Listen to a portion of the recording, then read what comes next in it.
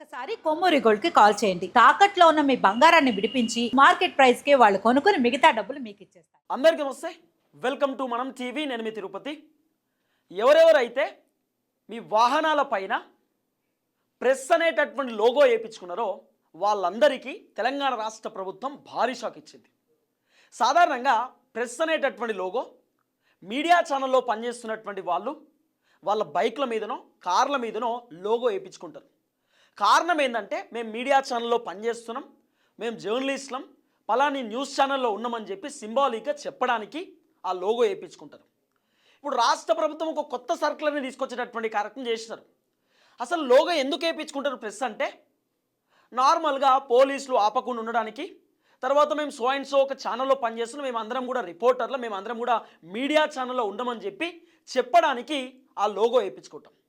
For example, ఏదో ఒక దగ్గర ఒక ఇన్సిడెంట్ జరిగింది, ఆ ఇన్సిడెంట్ రికార్డ్ చేయడానికి ఒక కెమెరామెన్, ఒక జర్నలిస్ట్ వీళ్ళిద్దరూ బైక్ మీదనో కారులోనో పోతారు. వెళ్తున్నటువంటి నేపథ్యంలో ఇన్సిడెంట్ జరిగిన దగ్గర పోలీసులు చెకింగ్ చేస్తారు, అడ్డుకునే కార్యక్రమం చేస్తారు. అడ్డుకోకుండా ఉండడానికి ఒకవేళ వెహికల్ మీద ప్రెస్ అని ఉంటే వీళ్ళు మీడియాకి సంబంధించినటువంటి వ్యక్తులు వీళ్ళని ఎగ్జిట్ చేద్దామని చెప్పి వాళ్ళని వదిలేస్తారు. వాళ్ళు డైరెక్ట్ ఆ ఇన్సిడెంట్ దగ్గరికి వెళ్ళిపోతారు.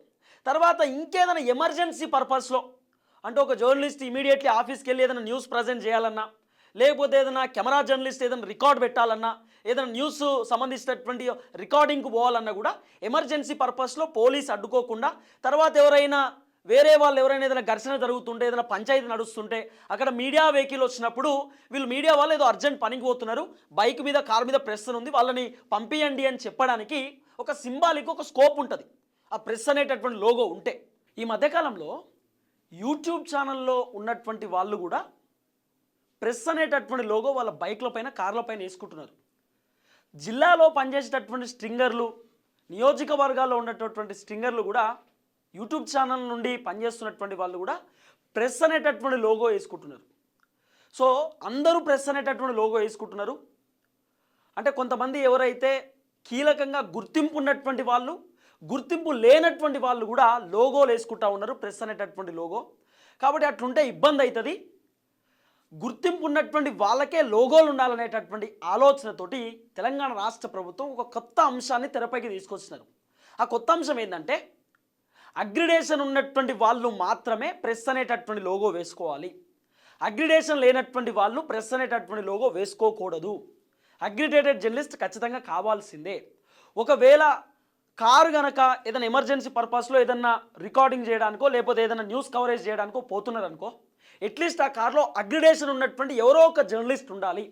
అగ్రిడేషన్ లేనటువంటి జర్నలిస్ట్ ఉంటే ఖచ్చితంగా ఆ బైక్ పైన కారు పైన ఉన్నటువంటి ఆ ప్రెస్ లోగోని పోలీసులే తొలగించి ఫైన్ కూడా వేసేటటువంటి అవకాశం ఉండొచ్చు. కాబట్టి అగ్రిడేటెడ్ జర్నలిస్టు మాత్రమే, అగ్రిడేషన్ ఉన్నటువంటి కెమెరామెన్ అయినా, అగ్రిడేషన్ ఉన్నటువంటి జర్నలిస్ట్ అయినా, రిపోర్టర్ అయినా, యాంకర్ అయినా అగ్రిడేషన్ కార్డు ఉంటే మాత్రమే ప్రెస్ అనేటటువంటి లోగో వాళ్ళ వెహికల్ మీద వేసుకోవాలట. ఒకవేళ ప్రెస్ అనేటటువంటి లోగో అగ్రిడేషన్ లేనటువంటి వాళ్ళు కూడా వేసుకుంటే ఖచ్చితంగా రిమూవ్ చేయాల్సిందే. ఒకవేళ ఉంటే మాత్రం ఖచ్చితంగా ఫైన్ పడేటటువంటి అవకాశం ఉండొచ్చట. మరి ఎట్లా గుర్తిస్తారు? ఇప్పుడు సాధారణంగా బైక్ల పైన తర్వాత కార్ల పైన ప్రెస్ అనేటటువంటి లోగో ఉంటుంది.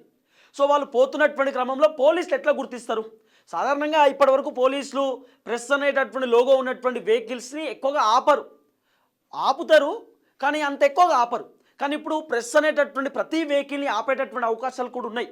ఎందుకంటే మీ దగ్గర అగ్రిడేషన్ కార్డు ఉందా లేదా, మీరు ప్రెస్ అనేటటువంటి లోగో మీ వెహికల్ పైన వేయించుకున్నారు కదా, సో మీకు అగ్రిడేషన్ కార్డు ఉంటే చూపియండి, లేదు మీరు అక్రిడేటెడ్ జర్నలిస్ట్ కాకపోతే ఆ ప్రెస్ అనేటటువంటి లోగో రిమూవ్ చేయండి, రిమూవ్ చేయకపోతే ఫైన్ పడుతుంది, ఆ లోగోని రిమూవ్ చేయాలని చెప్పి పోలీసులు కూడా సో కొంత చెప్పేటటువంటి కార్యక్రమం చేయవచ్చు. సో మొత్తానికి ప్రెస్ అనేటటువంటి లోగో ఎవరెవరైతే వేయించుకున్నారో, గుర్తింపు ఉన్నటువంటి వాళ్ళు, గుర్తింపు లేనటువంటి వాళ్ళు, ఈ రెండు అంశాలను రాష్ట్ర ప్రభుత్వం చూస్తున్నారు. గుర్తింపు ఉన్నటువంటి వాళ్ళు అంటే అక్రిడేటెడ్ జర్నలిస్టులు, వాళ్ళు గుర్తింపు ఉన్నటువంటి వాళ్ళు, గవర్నమెంట్ నుండి అగ్రిడేషన్ ఉంటుంది, అగ్రిడేషన్ కార్డు ఉంటుంది, గవర్నమెంట్ నుండి గుర్తిస్తారు. కాబట్టి అగ్రిడేషన్ కార్డు ఉన్నటువంటి వాళ్ళకి ప్రెస్ అనేటటువంటి లోగో వాళ్ళు వేయించుకోవచ్చు వాళ్ళ వెహికల్స్ మీద. ఎవరైతే అగ్రిడేషన్ కార్డు లేనటువంటి జర్నలిస్టులు ఎవరైతే ఉన్నారో వాళ్ళు ఖచ్చితంగా సంబంధించినటువంటి ప్రెస్ అనే లోగోని రిమూవ్ చేయాల్సిందన్నట్టు. ఒకవేళ రిమూవ్ చేయకపోతే మాత్రం ఫైన్ పడేటటువంటి అవకాశం ఉంది. తర్వాత వెహికల్ని కూడా మరి ఒకవేళ సీజ్ చేస్తారేమో తెలియదు, కానీ ఫైన్ అయితే వేస్తారట, తర్వాత వాళ్ళే రిమూవ్ చేస్తారట. సో రిమూవ్ చేస్తే బెటర్ అని చెప్పి చెప్తున్నటువంటి అంశం. మొత్తానికైతే కొత్త కొత్త అంశాలు తెరపైకి తీసుకొస్తున్నారు. కొన్ని రోజులేమో టీజీ ప్లేస్లో అంటే టీఎస్ ప్లేస్లో టీజీ లేకపోతే ఇంకా టీఎస్ అనేటటువంటి ఆ నెంబర్ ప్లేటే ఉంటే మేము బైకుకు ఫైన్ వేస్తాం, బైక్ సీజ్ చేస్తాం అని చెప్పి కొన్ని రోజులు చెప్పినారు. తర్వాత ఏమో బైక్ పైన స్టిక్కర్లు ఉండొద్దు, ఏ స్టిక్కర్ పడితే ఆ స్టిక్కర్ పెట్టొద్దు, అట్లుంటే మేము బైక్ మీద ఫైన్ వేస్తామని అట్లా కొన్ని రోజులు చెప్పారు. కొన్ని రోజులు గవర్నమెంట్ ఇచ్చేటటువంటి నెంబర్ ప్లేటే ఉండాలి, గవర్నమెంట్ ఇచ్చేటటువంటి నెంబర్ ప్లేట్ కాకుండా మీ ఇష్టానుసారంగా నెంబర్ ప్లేట్లు కనుక వేసుకుంటే అట్లా మీ బైకులు సీజ్ చేస్తాయి, మీ అవసరం అనుకుంటే మీ వెహికల్స్ని ఫైన్ వేస్తాం, భారీగా చలాన్ కట్టాల్సినటువంటి అవసరం ఉంటుందని చెప్పి అట్లా కొన్ని రోజులు చెప్పినారు. అన్ని కొత్త కొత్త అంశాలను రాష్ట్ర ప్రభుత్వం తెరపైకి తీసుకొస్తున్నారు. ఇప్పుడు అక్రిడేషన్ జర్నలిస్ట్ ఉన్నటువంటి వాళ్ళంటే ఎంతమందికి అక్రిడేషన్ ఇచ్చింది కాంగ్రెస్ ప్రభుత్వం? అక్రిడేషన్ కార్డులు ఎంతమంది జర్నలిస్టులకు ఇచ్చారు అట్లా కూడా చెప్పాలి కదా. అక్రిడేషన్ ఉన్నటువంటి వాళ్ళే ప్రెస్ అనేటటువంటి లోగో వేయించుకోవాలంటే కొంతమందికి అక్రిడేషన్ కార్డులు ఉండవు, కొంతమందికి అక్రిడేషన్ కార్డులు ఇస్తలేరు, అందరికీ రావు కదా అక్రిడేషన్ కార్డులు. కొంతమందికి అక్రిడేషన్ కార్డులు వస్తే కొంతమందికి రావు. కొంతమంది జర్నలిజం చేసేటటువంటి వాళ్ళు, ఫిట్గా ఉన్నటువంటి వాళ్ళు, సమాజం కోసం పనిచేసేటటువంటి వాళ్ళు అప్లై చేసుకుని కూడా రిజెక్ట్స్ అవుతాయి కొన్ని. కొంతమందికి రావు, మరి వాళ్ళ పరిస్థితి ఏంది? వాళ్ళు వేసుకోవద్దా? వాళ్ళు కూడా సమాజం కోసం పనిచేస్తున్నటువంటి వాళ్ళే కదా. పెద్ద పెద్ద శాటిలైట్ మీడియాలో పనిచేసేటటువంటి వాళ్ళకు కూడా కొంతమందికి అక్రిడేషన్ కార్డులు రావు, వచ్చే అవకాశాలు ఉండవు. రాష్ట్ర ప్రభుత్వం కొంతమందికి ఇస్తారు, కొంతమందికి ఇయ్యరు. మరి వాళ్ళ పరిస్థితి ఏంది? సో ప్రెస్ అనేటటువంటి లోగో కేవలం అక్రిడేషన్ ఉన్న వాళ్ళే వేసుకోవాలంట. మరి మిగతా వాళ్ళు ఎటు పోవాలి? మిగతా వాళ్ళు కూడా సమాజం కోసం పనిచేస్తున్నటువంటి వాళ్ళే కదా. ఇప్పుడు ఏదైనా ఒక ఇన్సిడెంట్ జరిగింది, ఆ ఇన్సిడెంట్ జరిగిన దగ్గర ఏ శాటిలైట్ మీడియా తక్కువ పోతున్నది? యూట్యూబ్ ఛానల్లే కదా పోయేది, డిజిటల్ మీడియానే కదా పోయేది. మరి డిజిటల్ మీడియాకి ఏ అక్రిడేషన్ కార్డు లేదు, ఇవ్వాలని కూడా రాష్ట్ర ప్రభుత్వం మాకు కూడా ఇవ్వాలి. మాలాంటి వాళ్ళకు కూడా అక్రిడేషన్ కార్డు ఇస్తే మేము కూడా గుర్తింపు తెచ్చుకుంటాం కదా. మేము కూడా సమాజం కోసమే పనిచేసేది, పబ్లిక్ కోసమే కదా పనిచేసేది. లేదు కేవలం అక్రిడేషన్ ఉన్నటువంటి వాళ్ళు. మరి ఎంతమంది అక్రిడేషన్ ఉన్నటువంటి జర్నలిస్టు సమాజం కోసం టక్కున పోయి పనిచేస్తున్నారు? కొంతమంది ఉన్నారు, కొంతమంది మరి పనిచేస్తురా చెప్పండి. ఇట్లా కూడా రకరకాలుగా వినబడుతున్నటువంటి చర్చ.